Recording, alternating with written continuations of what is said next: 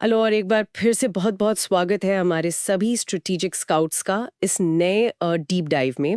शुरू करने से पहले बस एक छोटी सी अपील है कि अगर ये डिस्कशंस पसंद आते हैं तो लाइक, शेयर और सब्सक्राइब जरूर कीजिए।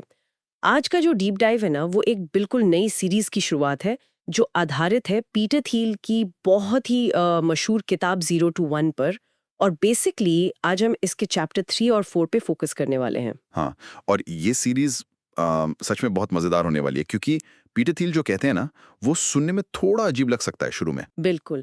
मतलब बचपन से लेके आज तक, चाहे स्कूल हो, स्पोर्ट्स हो या करियर, हमें एक ही बात सिखाई गई है कि कंपटीशन से इंसान बेहतर बनता है। हुँ, मार्केट में जितना कंपटीशन होगा, इनोवेशन उतना बढ़ेगा। लेकिन और यही इस डीप डाइव का सबसे बड़ा मिशन है, डिकोड करना कि पीटर टील इस बात को पूरी तरह से रिजेक्ट करते हैं। वो कहते हैं कि कंपटीशन सिर्फ हारने वालों के लिए है और हर महान बिजनेस का असली लक्ष्य मोनोपोली बनाना होना चाहिए। सही बात है और ये कोई हल्का स्टेटमेंट नहीं है। अगर याद हो तो पिछली सीरीज में हमने माइकल पॉटर की स्ट्रेटजीज पर काफी लंबा डिस्कशन किया था। हाँ हाँ, जहां हम बात कर रहे थे कि कंपटीशन में बेहतर कैसे बने। एग्जैक्टली पोर्टर का पूरा फेलवर्क इस बात पर टिका है कि एक बनी बनाई मार्केट में अपने कॉम्पिटिटर से 10 या 20% बेहतर कैसे बना जाए। कॉस्ट थोड़ी कम कर ली, सर्विस थोड़ी फास्ट कर ली। लेकिन पीटर थील का ये आर्ग्यूमेंट उस चीज का सबसे बड़ा और फ्रैंकली सबसे शॉकिंग काउंटर पॉइंट है। वेट, तो इसका मतलब पीटर थील के हिसाब से 10% बेहतर बनना बेवकूफी है। उनके हिसाब से हाँ, क्योंकि जब कोई 10% बेहतर बनने की कोशिश करता है तो वो उसी पुरानी रेस का हिस्सा बन जाता है। थील इस रेस को 1 to N कहते हैं। मतलब जो चीज दुनिया में पहले से है, आप बस उसी की कॉपी कर रहे हैं। जैसे अगर किसी ने टाइपराइटर बनाया और कोई दूसरा उसकी कॉपी करके 100 टाइपराइटर बना दे। बिल्कुल सही। ये हॉरिजॉन्टल प्रोग्रेस है। इससे कोई एक्स्ट्रा ऑर्डिनरी वैल्यू क्रिएट नहीं होती। दुनिया नहीं बदलती इससे। इस पर ना मेरे दिमाग में एक बहुत बढ़िया एनालॉजी आ रही है। जैसे माइकल पोर्टर का जो तरीका है, वो ऐसा है कि टेबल पर एक पिज्जा रखा है और 10 लोग उस एक पिज्जा के थोड़े बड़े टुकड़े के लिए लड़ रहे हैं कि मुझे 10% की जगह 12% स्लाइस मिल जाए। लेकिन पीटर थील का तरीका ये है कि यार, उस पिज्जा के लिए लड़ना ही छोड़ दो, सीधा किचन में जाओ और एक नई डिश ही इन्वेंट कर दो। क्या बात है, ये एकदम परफेक्ट एनालॉजी है। नई डिश इन्वेंट करना, और इसी को थील 0 to 1 कहते हैं। ये वर्टिकल प्रोग्रेस है। टाइपराइटर की कॉपी मत करो, सीधा वर्ड प्रोसेसर या कंप्यूटर बना दो। जिसे कोई और उसे बेच ही ना सके, राइट? एग्जैक्टली जब कोई बिजनेस 0 से 1 जाता है तो वो कंपटीशन से बाहर निकल जाता है क्योंकि उसके जैसा कोई मार्केट में है ही नहीं। और यही बनती है असली मोनोपोली। लेकिन एक सेकंड, जब ये शब्द आता है ना, मोनोपोली या एकाधिकार, तो दिमाग में एक बहुत ही नेगेटिव इमेज बनती है। ऐसा लगता है कि कोई बहुत लालची बड़ी कंपनी है जो मार्केट पर कब्जा करके कस्टमर्स को लूट रही है। हाँ, ये डर आमतौर पर लोगों के दिमाग में आता है। तो क्या पीटर थील एक तरह से कस्टमर्स के नुकसान की तरफ इशारा कर रहे हैं? नहीं नहीं, बिल्कुल नहीं। ये सवाल उठना लाजमी है। पर थील यहाँ उन इलीगल या करप्ट मोनोपोलीज की बात नहीं कर रहे जो सरकार के साथ मिलकर बनती हैं।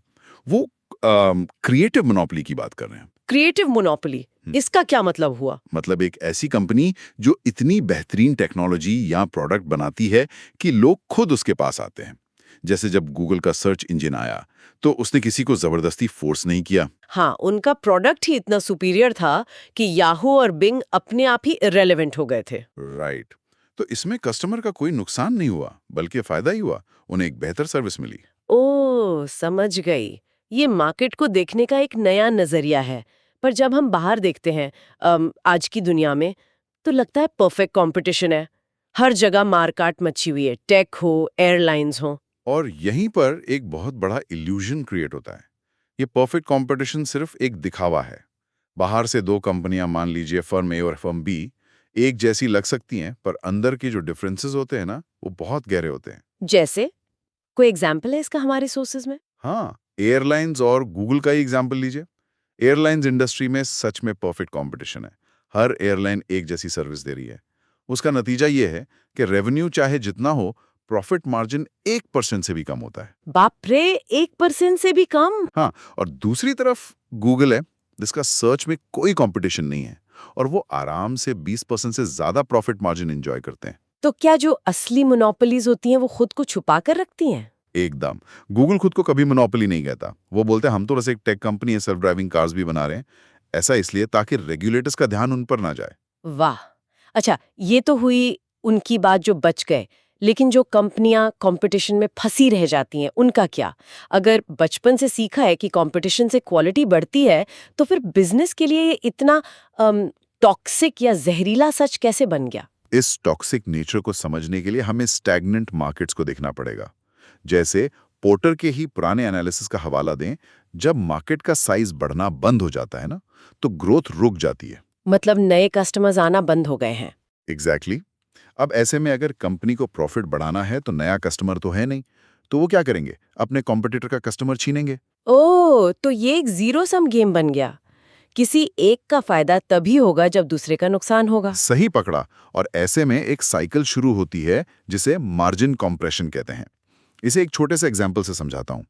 मान लीजिए एक गली में एक समोसे की दुकान है। वो 10 रुपए में समोसा बेच रहा है और अच्छा प्रॉफिट कमा रहा है। हाँ, उसकी अपनी एक छोटी सी मोनोपोली है उस गली में। राइट। अब उसे देखकर वहां 9 और दुकानें खुल जाती हैं। अब गली में ग्राहक तो उतने ही हैं, तो दूसरी दुकान वाला क्या करेगा? समोसा 8 रुपए का कर देगा। फिर पहला वाला उसको 7 रुपए कर देगा। और देखते ही देखते एक भयानक प्राइस वॉर शुरू हो जाएगी। समोसा 5 रुपए पे आ जाएगा। बिल्कुल। अब इसमें कस्टमर का फायदा है, पर बिजनेस के लिए यह मौत है। उनका प्रॉफिट मार्जिन सिकुड़कर 0 हो जाता है। इंडस्ट्री की सारी वैल्यू कस्टमर के पास चली गई और कंपनीज के हाथ में कुछ नहीं बचा। ओह वाओ, सबके सब बस सर्वाइव करने के लिए मेहनत कर रहे हैं। हाँ, सारा प्रॉफिट प्राइस वॉर की आग में जल गया। इसीलिए थील कहते हैं कि मोनोपोली सिर्फ एक रास्ता नहीं है, बल्कि सर्वाइवल का एक लौता तरीका है। ये बात सुनने में बहुत लॉजिकल लगती है, पर चलिए थ्योरी से थोड़ा बाहर निकलते हैं। इसको इंडियन मार्केट के सबसे बड़े 0 to 1 मूव पर अप्लाई करके देखते हैं। मेरे दिमाग में सीधा रिलायंस जियो का नाम आ रहा है। रिलायंस जियो तो इस मोनोपोली प्लेबुक का सबसे परफेक्ट एग्जाम्पल है। एक मास्टर क्लास है बिल्कुल। हमारे सोर्सेज पे ना एक बहुत बढ़िया बात लिखी है इस बारे में कि ये एक अनजान जमीन पर, मतलब एक वाइल्ड वेस्ट जैसी जगह पर अपना एक ऐसा मजबूत किला बनाने जैसा था जहां कॉम्पिटिटर को समझ ही ना आए कि उस पर कौन सा तीर कहां से आकर लगाए। लेकिन क्या जियो सिर्फ डीप पॉकेट्स का खेल था? मतलब उनके पास पैसा था तो उन्होंने मार्केट खरीद ली। यही तो सबसे बड़ी गलतफहमी है। और इंटरेस्टिंग बात यह है कि एयरटेल, वोडाफोन, इन सभी बड़ी कंपनियों की लीडरशिप ने भी शुरू में यही गलती की। उन्होंने जियो को एक नॉर्मल कॉम्पिटिटर समझ लिया। उन्हें लगा होगा कि बस एक और प्राइस वॉर होने वाली है। हाँ, उन्हें लगा कि डेटा 250 से थोड़ा सस्ता हो जाएगा और फिर जब जियो को प्रॉफिट कमाना होगा तो वो वापस रेट बढ़ा देंगे। लेकिन असलियत में जियो सिर्फ प्राइस पर कॉम्पीट नहीं कर रहा था, है ना? बिल्कुल नहीं। वो पूरी टेलीकॉम इंडस्ट्री की इकोनॉमिक्स को हमेशा के लिए तबाह कर रहे थे। उनका गोल शॉर्ट टर्म प्रॉफिट था ही नहीं। उन्होंने धीरूभाई अंबानी वाले वर्टिकल इंटीग्रेशन के रास्ते को अपनाया। वेट, वर्टिकल इंटीग्रेशन मतलब अपना खुद का स्पेक्ट्रम खरीदना, खुद की फाइबर लाइन बिछाना? एग्जैक्टली। पूरी की पूरी डेटा पाइपलाइन कंट्रोल कर ली। बीच में कोई मिडलमैन नहीं बचा। तो उनकी कॉस्ट इतनी कम हो गई कि बाकी कंपनियों के लिए वो प्राइस मैच करना इम्पॉसिबल हो गया। मतलब उन्होंने कंपटीशन से लड़ा नहीं, कंपटीशन का गेम ही बदल दिया। और वो जो मुकेश अंबानी ने 1 लाख करोड़ रुपए का पब्लिक कमिटमेंट किया था, वो क्या था? वो एक बहुत बड़ा साइकोलॉजिकल वेपन था। इसे कमिटमेंट सिग्नलिंग कहते हैं। एक तरह से वो मार्केट और कॉम्पिटिटर्स को डरा रहे थे कि हमारे पास इतना पैसा है, हमसे भिड़ने की कोशिश भी मत करना। हाँ, ये एक बड़ा सिग्नल था कि हम लंबी रेस के घोड़े हैं। इसने आधी लड़ाई तो शुरू होने से पहले ही खत्म कर दी थी। और आज देख लीजिए, जियो सिर्फ टेलीकॉम नहीं रहा। जियो मार्ट, जियो सिनेमा, पूरा एक 0 to 1 इकोसिस्टम बन गया है। सही बात है, पर एक और पॉइंट है। जियो के पास तो बहुत बड़ा कैपिटल था, पर उन कंपनियों का क्या जिनके पास इतने डीप पॉकेट्स नहीं हैं? जैसे स्टार्टअप की दुनिया की बात करें, फूड डिलीवरी स्पेस ने इस खून खराबे वाले कंपटीशन से खुद को कैसे बचाया? ये बहुत अच्छा ट्रांजिशन है, क्योंकि यहाँ कैपिटल से ज्यादा मार्केट की स्ट्रक्चर को समझना जरूरी था। मुझे याद है 2017 से 2021 के बीच फूड डिलीवरी का बाजार कितना क्योटिक था। फूड पैंडा, उबर ईट्स, इतने सारे एप्स, हर जगह बस डिस्काउंट्स ही डिस्काउंट्स। इस chaos को समझने के लिए देखिए, रेस्टोरेंट इंडस्ट्री एक बहुत ही फ्रैगमेंटेड इंडस्ट्री है। फ्रैगमेंटेड मतलब टुकड़ों में बटी हुई। हाँ, हर शहर, हर मोहल्ले में लाखों छोटे बड़े रेस्टोरेंट्स हैं और किसी के पास भी प्राइसिंग पावर नहीं है। राइट। एक बिरयानी वाला पूरे शहर की बिरयानी का रेट थोड़ी तय कर सकता है। बिल्कुल। तो ऐसे फ्रैगमेंटेड मार्केट में परफेक्ट कंपटीशन होता है और प्रॉफिट कमाना बहुत मुश्किल होता है। पर जोमैटो और स्विगी ने इस कमजोरी को समझा। तो उन्होंने खुद के रेस्टोरेंट्स नहीं खोले? नहीं, उन्होंने इस फ्रैगमेंटेड मार्केट के ठीक ऊपर अपना एक कंसोलिडेटेड प्लेटफॉर्म बना लिया।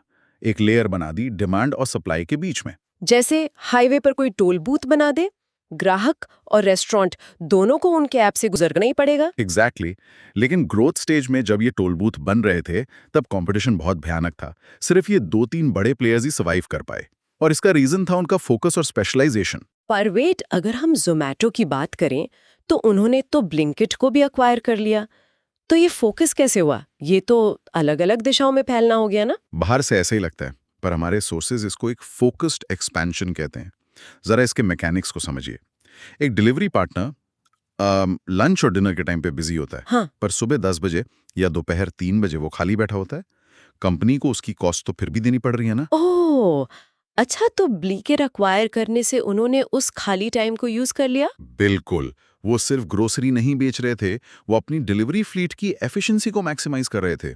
इससे उनकी पर डिलीवरी कॉस्ट इतनी कम हो गई कि कोई नया प्लेयर अब उनको बीट नहीं कर सकता। वाह! जो कंपनियां बस रैंडम दिशा में फैल रही थीं, उनका पैसा उस जहरीले कंपटीशन में चल गया और जोमैटो स्विगी ने अपनी एक डिफेंसिबल पोजीशन, एक डुओपली बना ली। सही कहा। अब उनका पुराना फ्रैगमेंटेड मार्केट के मुकाबले बहुत ज्यादा प्रॉफिटेबल सेटअप है। कंपटीशन खत्म, मोनोपोली शुरू।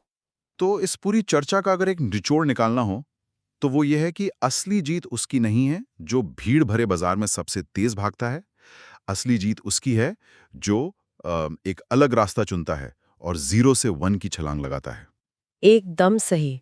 और यही पीटर थिल का सबसे बड़ा मैसेज भी है। इसी पर मैं हमारे स्ट्रैटेजिक स्काउट्स के लिए एक सोचने वाली बात छोड़ना चाहूंगी। अपने करियर या बिजनेस को देखिए और पूछिए कि क्या आप अनजाने में सिर्फ 1 to N वाली भीड़ का हिस्सा बन रहे हैं या फिर 0 to 1 वाला कोई ऐसा सीक्रेट ढूंढने की कोशिश कर रहे हैं जो किसी और को नहीं पता। ये बहुत ही प्रोफाउंड सवाल है और इंटरेस्टिंग भी, क्योंकि ये सीक्रेट्स वाला कॉन्सेप्ट ही हमारे अगले डीप डाइव का आधार है। बिल्कुल।